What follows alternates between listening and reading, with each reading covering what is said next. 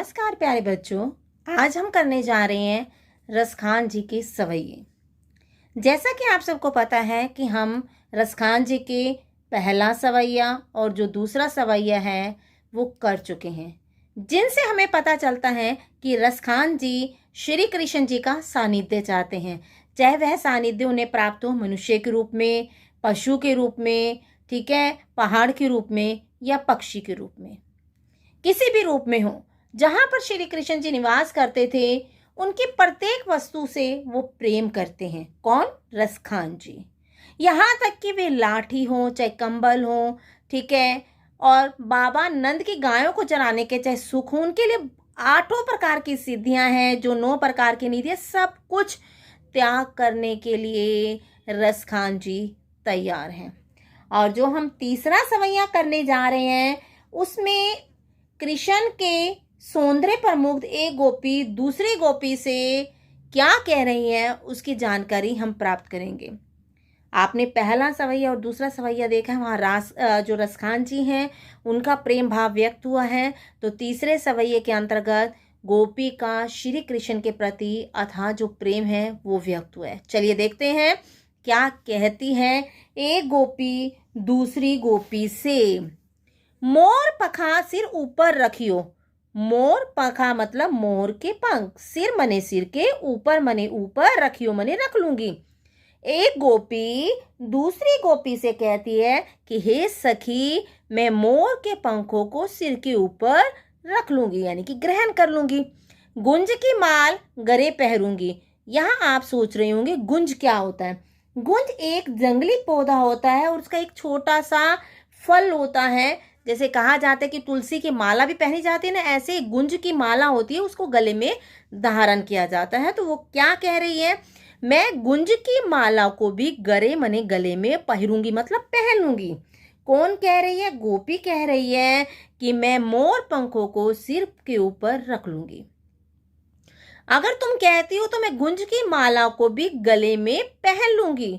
ओढ़ी मने ओढ़कर, पीतंबर मने पीले, ठीक है, क्या? पीले वस्त्र, पीत मने पीले, अंबर मने वस्त्र। ओढ़ी मने ओढ़कर, पीले वस्त्रों को ओढ़कर, ले मने लेकर, लकुटी मने लाठी, बन मने जंगल, गौधन, यानी कि यहाँ गोधन किसके लिए आया है? गाय रूपी धन, ठीक है। जैसे विद्या रूपी धन होता है, ऐसे ही यहाँ पर गाय को भी धन बताया गया है। आपने देखा होगा ना, यहाँ पर रूपक अलंकार है, ठीक है, तो यहाँ पर गाय को धन बताया गया है। तो क्या कहती है गोपी? ओढ़ी पीतंबर, पीले वस्त्रों को ओढ़कर, हाथों में लाठी को लेकर, वन मने जंगल में, गोधन मने गो रूपी धन, यानी गाय रूपी धन को गवारिनी मने ग्वालों के संग मने साथ फिरूंगी मने फिर लूंगी, घूम लूंगी। क्या कहेंगे इसको? सीधा क्या निकालेंगे हम? मैं पीले वस्त्र धारण कर श्री कृष्ण की तरह गायों को, ठीक है, गायों के पीछे ग्वालों के साथ भी घूम लूंगी, यानी कि मैं ग्वालों के साथ गायों को भी क्या कर लूंगी? वन में चरा लूंगी। क्योंकि पहले क्या किया जाता था बेटा, आज के समय में आपने देखा होगा हर किसी के घर में गाय होती है तो क्या करते, घास काट कर बाहर से घर पर लाते और उन्हें चारे के रूप में उन्हें डालते हैं। लेकिन पहले के समय में क्या होता था बेटा, कि पहले के समय में जो गाय होती थी या घर में भैंस होती थी, ठीक है, जिसे गाय मतलब काओ और भैंस मतलब बफेलो, तो वो क्या करते थे, एक व्यक्ति आता था, सबके घर से गाय को और भैंसों को लेकर उन्हें चराने के लिए जंगल में लेके जाता था, या घर का कोई एक व्यक्ति उन्हें चराने के लिए बाहर लेकर जाता था। क्लियर? तो यही वो कह रही हैं कि मैं ओढ़ी पीतंबर, मैं पीले वस्त्रों को ओढ़कर, हाथों में लाठी को लेकर, ठीक है, वन गोधन, गोधन माने गाय रूपी धन को ग्वालों के साथ जंगल में चराने के लिए भी चली जाऊंगी, फिरूंगी मतलब चली जाऊंगी। भाव तो मने अच्छा लगता है, वो ही मने सब कुछ, मेरो मने मुझे, रसखानी मने रसखान जी। रसखान जी क्या कह रहे हैं? गोपी के माध्यम से कह रहे हैं, वो सब कुछ मुझे अच्छा लगता है। सो तेरे, सो मतलब कसम, तेरे मने तुम्हारी कसम, कहे मने कहती हूँ, सब मने सब। स्वांग मने क्या होता है बेटा? स्वांग होता है बेटा आप एक तरह का रूप धारण करना।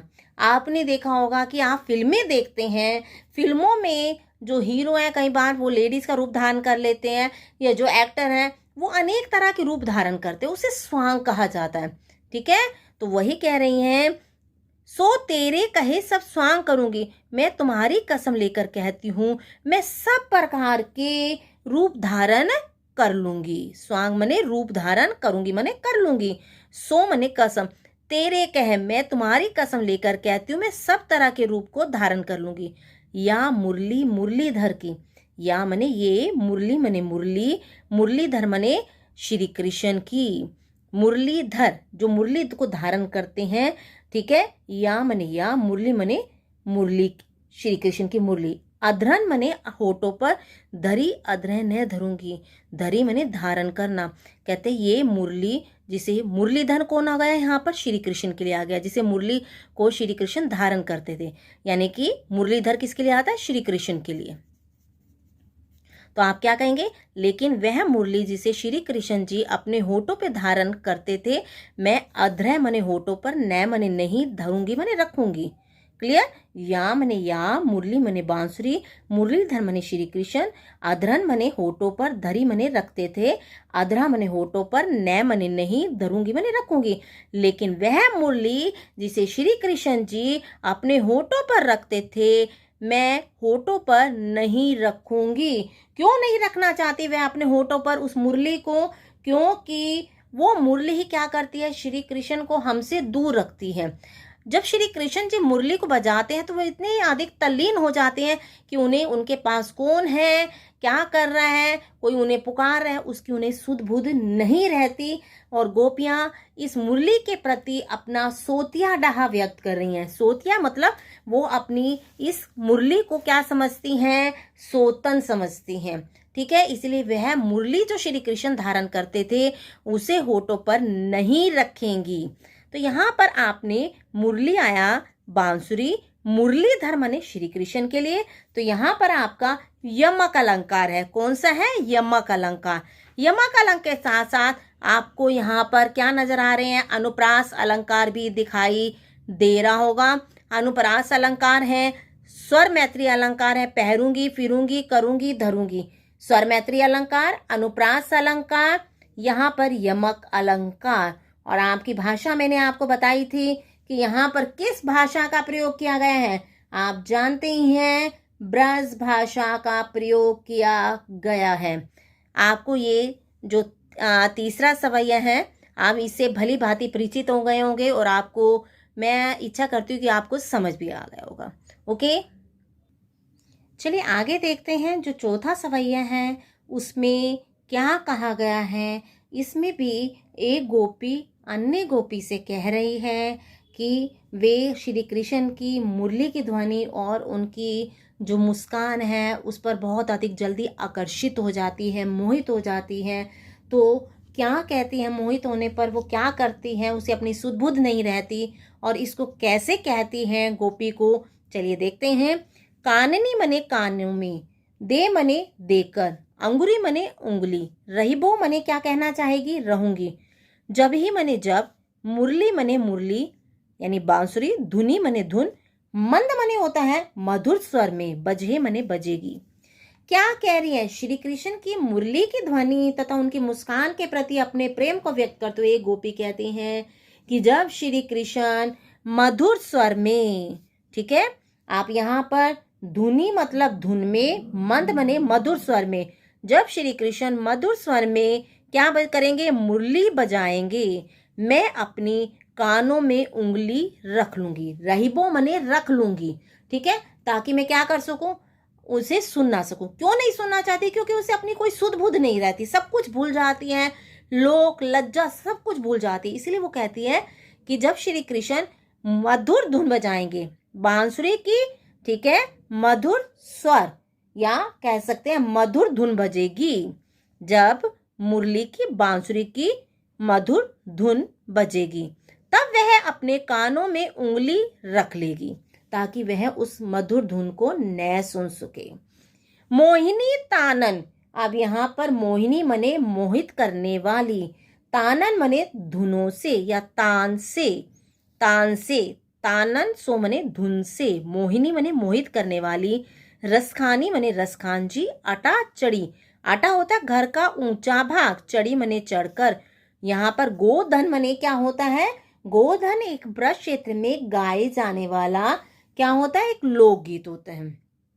ठीक है, जैसे आपके यहाँ पर क्या गाया जाता है? रागनियां गाई जाती हैं। हरियाणा का अगर देखा जाए तो हरियाणा में रागनियां बहुत अधिक प्रचलित है। तो यहाँ पर ब्रज क्षेत्र में गोधन गाए जाते हैं, एक लोकगीत होता है वहां पर। जैसे आपके विवाह में अलग लोकगीत होते हैं, पंजाबियों के कुछ और अलग गीत होते हैं, किसी और जाति के अलग, जन्म के अलग गीत गाए जाते हैं। तो ऐसे ही वो कहना चाहती हैं, मोहिनी मने मोहित करने वाली, तानन मने धुनों से, रसखानी मने रसखान जी कहते हैं, आटा मने घर के ऊंचे भाग पर, चढ़ी मने चढ़कर, गोधन मने लोकगीत, गेहें तो गेहें, गेहें तो मतलब गाएंगे तो गाएं। कौन कह रही है? गोपी कहती है, यदि श्री कृष्ण घर के ऊंचे भाग पर चलकर भी क्या गाते हैं? गोधन गाते हैं, यानी कि लोकगीत को गाते हैं, तब भी मैं क्या कर दूंगी?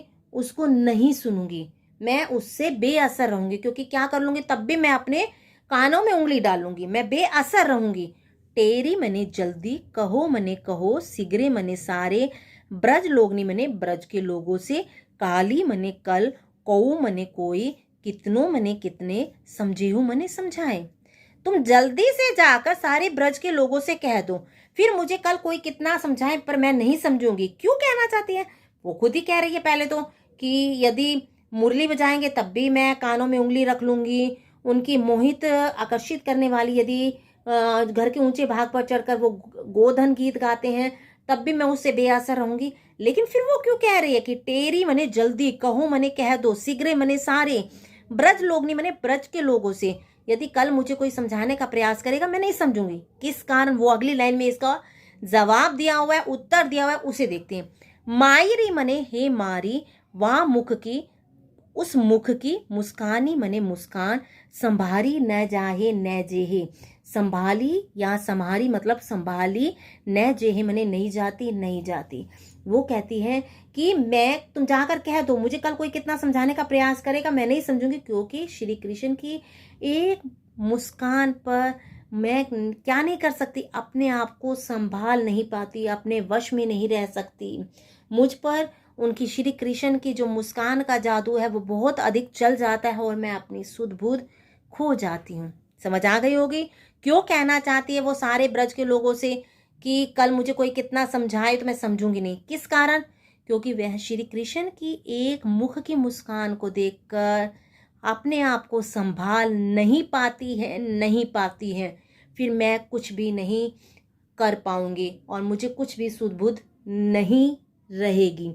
तो यहाँ क्या कहना चाहती है आपको पता चल गया होगा।